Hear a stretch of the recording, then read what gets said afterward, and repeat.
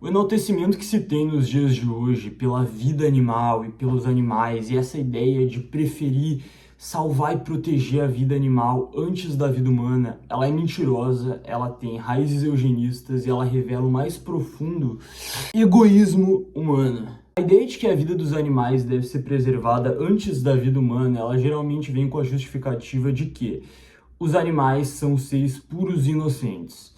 E o humano, ele faz mal para o planeta, ele é malvadinho, ele explora os recursos naturais, ele explora o meio ambiente, ele polui, ele causa crises climáticas e, por isso, a vida dele não deveria ser preservada, porque ele é um vírus para o planeta e a vida do ser humano só traz malefício para outras formas de vida e para ele mesmo. E esse pensamento, essa ideia, é ecofascismo na sua mais pura e vívida forma. Ecofascismo é uma ideologia, como o nome mesmo diz, fascista, que reconhece as limitações do planeta Terra, reconhece crises ambientais, crises climáticas, esgotamento de recursos naturais. Porém, entretanto, todavia, ao invés de culpabilizar o modelo de produção e o modelo econômico e o sistema capitalista por isso, culpabiliza a superpopulação por isso. Culpabiliza a superpopulação por isso, a quantidade de pessoas que tem no planeta Terra e a humanidade como um todo. Toda a humanidade em conjunto. Só que não. Toda a humanidade, mas especialmente grupos minoritários, especialmente grupos étnicos, sociais, marginalizados. O ecofascismo ele vai surgir na Europa no século XIX com a ideia de que a nação ela não é uma construção política e social, e sim que a nação ela é uma peça de um conjunto biológico vivo. Então ela é esse organismo biológico vivente integrado com a natureza. E seguindo essa lógica dentro do ecofascismo europeu, né, nesse início dele, para uma terra ser limpa, para o ambiente, para a natureza ser limpa, para a água, para as flores, para os animaizinhos, para tudo isso ser limpo, ser puro, todas as peças desse relógio têm que estarem de acordo. Então, a limpeza étnica precisa existir também, para existir uma limpeza na terra, para existir uma pureza na água, precisa existir uma pureza na etnia das pessoas que vão habitar aquele lugar e aquela terra. Então, a partir do momento que existe uma imigração para essa terra, a terra deixa de ser pura, assim como a etnia das pessoas que estão ali.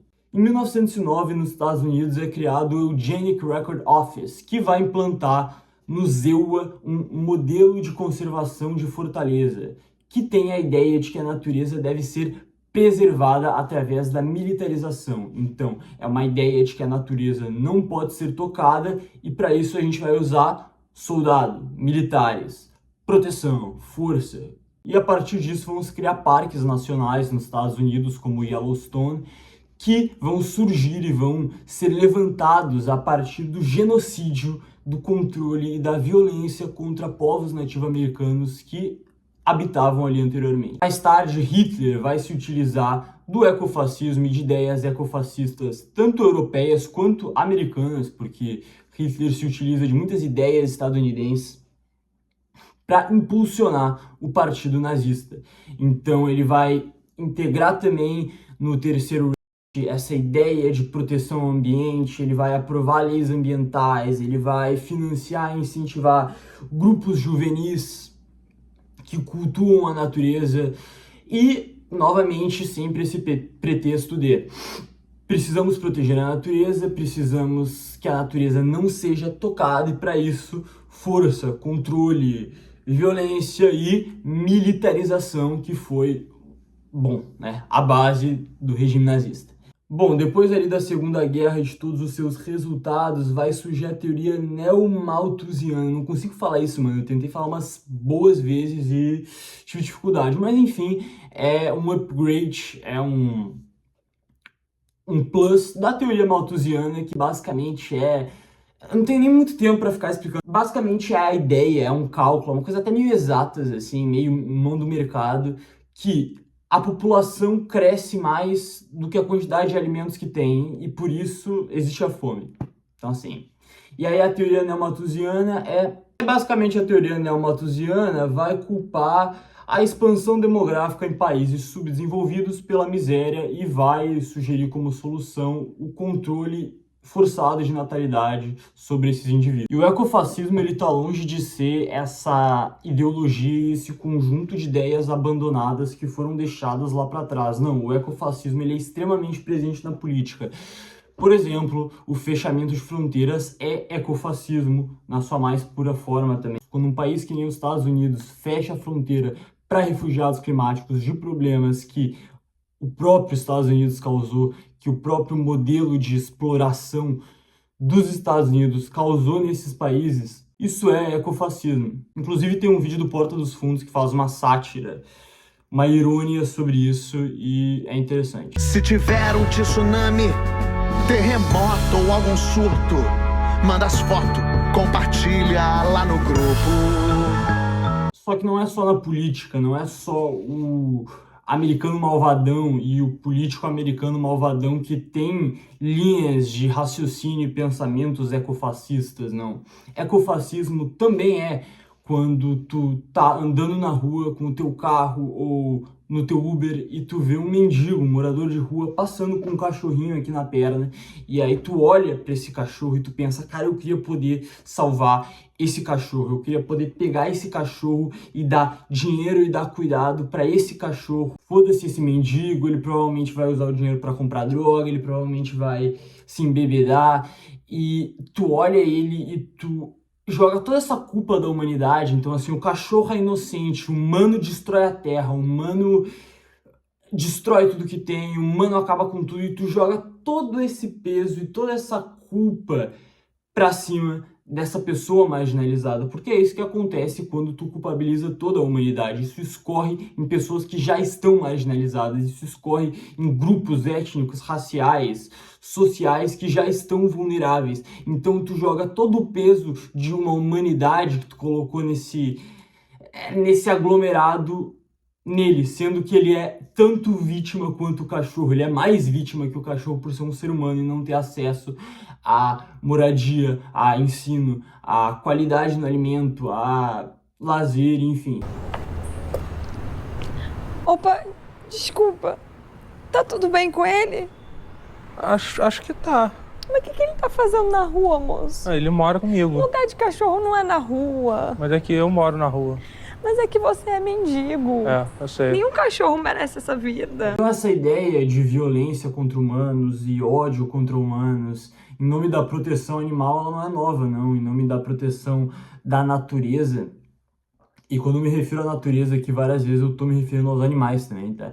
Porque eu já prevejo os comentários de retardado falando que eu não consegui fazer uma conexão porque é sobre a natureza, assim. Sendo que natureza é, enfim, não é só as plantinhas, tá? É os animaizinhos também. Então essa ideia de extermínio ou escolha de não salvar a vida humana em nome da proteção animal, da proteção vegetal, da proteção da terra, da proteção da natureza, ela não é nova. Ela não é uma ideia que vocês estão tendo agora.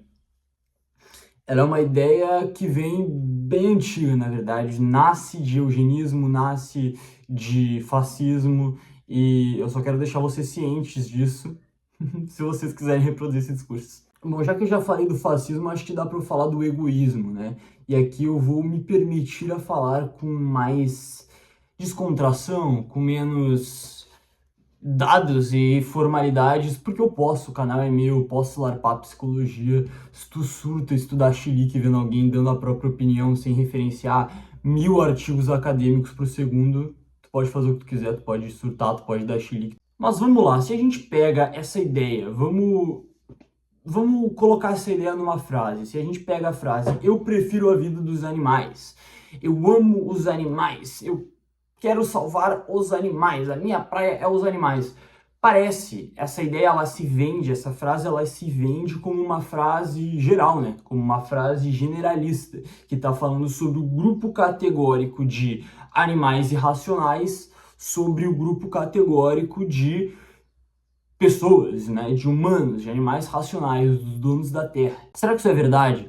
Será que as pessoas preferem todos os animais sobre a espécie humana? Será que as pessoas será que a sociedade tem esse respeito pelo bife que come todo dia no almoço? Será que a sociedade tem essa necessidade de proteção com o sushizinho, com o salmãozinho que come na sexta-feira, com os insetos que mata a rodo, com os ratos, com as baratas, com as pragas que tem repulsa, que tem vontade de exterminar e quando vê ali um ratinho passando, uma baratinha passando, pega o gato e vai, mata essa porra? Acho que não. Eu acho que não serve pra eles. Então, o que as pessoas estão falando quando elas dizem que elas têm essa vontade de proteger, essa vontade de preservar a vida, essa vontade de afastar a vida de todos os perigos? Dos animais domésticos. Animais que apresentam uma utilidade direta na vida do ser humano. Apesar de todos os animais contribuírem de alguma forma para a nossa vida, já que a gente vive num ecossistema, os animais domésticos, eles apresentam uma utilidade direta em facilitar etapas da nossa vida. Foi assim que eles se tornaram domesticados, domésticos. Foi uma parceria evolutiva entre humanos e animais, onde um facilitava a vida do outro e chegou no que é hoje. E esse amor que o humano tem é um amor completamente baseado e pautado na utilidade desse animal, em como esse animal pode ser útil. E eu percebo realmente uma hierarquia na forma que os animais são tratados. Então, assim, quanto mais útil esse animal for na vida desse humano, mais respeitado, mais amado, mais gostado ele vai ser. Quanto menos útil, menos ele vai ser. Então, no topo da pirâmide, no topo da cadeia alimentar, do animal mais adorado, a gente tem o cachorro, que é útil em inúmeras maneiras, principalmente no Brasil. Então, o cachorro ele pode ser útil em inúmeros aspectos. Cachorros eles podem ser cães terapêuticos, cão-guias, para pessoas cegas, pessoas com deficiência.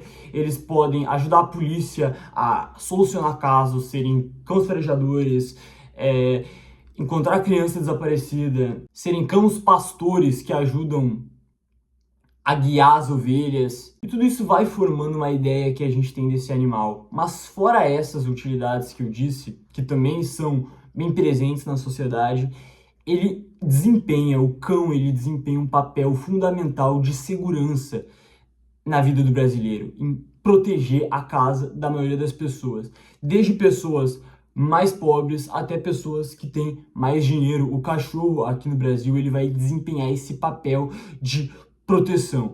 Ele é um produto de segurança. Muitas pessoas adotam cachorro só para proteger a casa. Então, além de tudo isso que eu disse, além de todas essas funções sociais que ele tem, de desempenhar um papel essencial na segurança da vida do brasileiro e na casa do brasileiro, ele tem um papel essencial de entregar afeto. O cachorro é um animal muito cachorro, muito aquilo ali.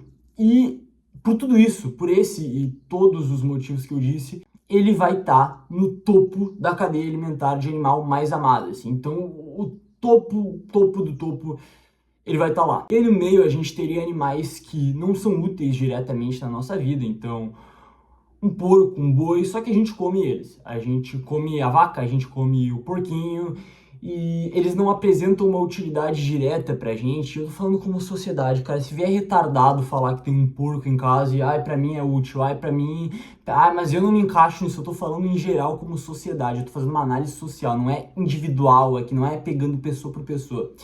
Mas na nossa vida ele não desempenha um papel. Então a gente não vai ter respeito, a gente não vai ter respeito pelo porco, a gente não vai ter respeito pela vaquinha, mas tá lá, né? A gente vai fingir que tem, a gente não vai ser cruel, a gente não vai ter repulsa, a gente não vai ter nojo por uma vaca, por um porco, pelo menos não uma pessoa ordinária, assim, não uma pessoa comum. E no final dessa cadeia a gente vai ter animais que, além de não apresentar uma utilidade na nossa vida, além de não melhorar a nossa qualidade de vida, eles pioram, que vão ser as pragas, vão ser a barata, vão ser o rato, vão ser os mosquitos.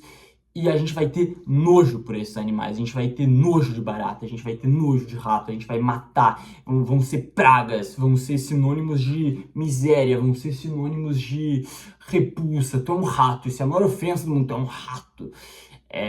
E vai ser esse papel que eles vão desempenhar na nossa vida. E eu acho que esse padrão ele pode ser bem analisado em todos os animais que a gente convive, em todos os animais que a gente se relaciona. Eu não tô colocando aqui dentro dessa minha análise animais que são fantasiosos pra gente. Então, assim, um elefante. Ah, Henrique, o elefante. Ah, Henrique, e sei lá, um panda, tá ligado? Porque isso é algo quase místico pra gente. A gente não lida com isso. A gente não lida com um panda, com um elefante. Ah, proteger os ursinhos polares da Antártida. Beleza, mas não são animais que no nosso dia a dia a gente se relaciona, a gente convive. A gente tem experiências que seja fora de assistir na porra do Animal Planet. Então eu acho que não é justo. Se tu acha que tem como encaixar eles na análise, tu vem aqui, tu faz. Seja muito bem-vindo, só não enche a porra do meu saco. Se tu for um pouco inteligente, pode ser que tu me questione. Tá, tudo bem, qual que é o problema? Qual que é o problema de ser um amor e a gente ter afeto pautado na utilidade? Isso não é nada de antinatural, isso não é um puro egoísmo social e egocêntrico do humano. É natural que a gente tenha mais afeto por animais que historicamente e evolutivamente a gente desenvolveu uma parceria e a gente desenvolveu uma afinidade de aproximação. E com certeza, tu teria toda a razão se parasse por aqui. Mas não para por aqui, e esse é o ponto. Se tu for analisar a forma que o humano se relaciona com animais, que inclusive estão no topo dessa cadeia, tu percebe como é um amor pautado muito mais numa utilidade cínica mesmo, numa utilidade extremamente egocêntrica e cômoda para o ser humano. Então, uma utilidade conveniente de quando e como esse animal vai ser conveniente, do que uma utilidade que foi construída de forma gradual, histórica, natural e que gerou um afeto verdadeiro. Para mim, o exemplo perfeito disso é o pombo. O pombo que antes ocupava esse papel de prestígio na sociedade, que desempenhava um papel essencial em guerra, em comunicação, em enviar mensagem, era um símbolo de nobreza, era um símbolo de paz, era um símbolo de Deus. Agora alguém liga para pombo? Ninguém liga para pombo. Porque pombo virou um animal de rua, pombo virou uma praga, pombo virou o animal mais odiado do mundo. Eu não sei se ainda é, mas teve uma época que pombo era oficialmente a porra do animal mais odiado do mundo. Então, é uma inversão de valores por causa de movimentos históricos em que esse animal parou de ser útil, esse animal parou de desempenhar um papel essencial de nobreza, de facilitar e de tornar a vida do homem mais fácil. Então ele pode ser facilmente invertido pro outro polo da moeda, sabe? De ser um símbolo de Deus, um símbolo do Espírito... Bom, aí depois eu falo e reclamo. Um símbolo do Espírito Santo e se tornar o rato com asas, né? Que pombo é o rato com asas, não sei se vocês têm conhecimento disso. Mas agora parando um pouco de viajar no pombo, que já vão reclamar que eu tô viajando, mas a gente não precisa viajar, a gente não precisa fazer uma análise de... A gente pode olhar a forma que trata um cachorro e gato mesmo.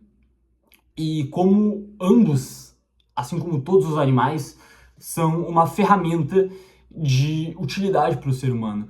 Então, a quantidade de cachorros que são adotados para desempenhar um papel de brinquedo, um papel de filhote, um papel de animal fofinho e são abandonados em massa nas ruas quando começam a dar trabalho, quando param de desempenhar esse papel de brinquedo. A diferença que tratam cachorro e gato é um exemplo disso, porque apesar dos dois serem os mais amados, existe uma discriminação absurda com gatos, existe uma violência, existe uma rejeição realmente séria e social com gatos por eles serem animais frios. Envolvem outras questões como misoginia e várias outras coisas, mas eu não acho que cabe eu abordar isso aqui. Mas vamos falar do que é óbvio. Chamar gato de frio, gato é um animal frio, gato é um animal que não ama, gato é um animal traiçoeiro, porque ele não pode desempenhar da mesma forma que um cachorro esse papel de suprir a carência e entregar esse afeto físico absurdo para o ser humano. Ainda dentro disso de pet, a gente pode observar a humanização, que são donos desses animais se negando a tratar eles como animais, se negando a deixar eles viverem da forma que eles precisam viver, porque isso não contribui para a estética que eles querem ter e para a visão desses animais que eles querem ter. Então eles deixam esse animal passar por sofrimento. Outro exemplo, outra prova do que eu estou falando. Milhares e milhares e milhares e milhares de pessoas que dizem amar os animais e continuam contribuindo com a venda e compra de cachorros Eu ia falar cachorros e gatos, mas é principalmente cachorro. Outro exemplo é a forma que lidam com veganos na sociedade, a sátira, o deboche, a rejeição que veganos sofrem. E essa tentativa constante de tentar fazer uma coisa sádica mesmo, uma tentativa sádica sempre de tentar fazer o vegano parar de ser vegano e enganar ele. Mas aí tu comeu carne. Em uma sociedade que ama tantos animais e que quer proteger tantos animais e que preza tanto pela vida dos animaizinhos. Outro exemplo, outra prova do que eu tô falando. Milhares e milhares e milhares e milhares de pessoas que dizem amar os animais e continuam contribuindo com a venda e compra de cachorros.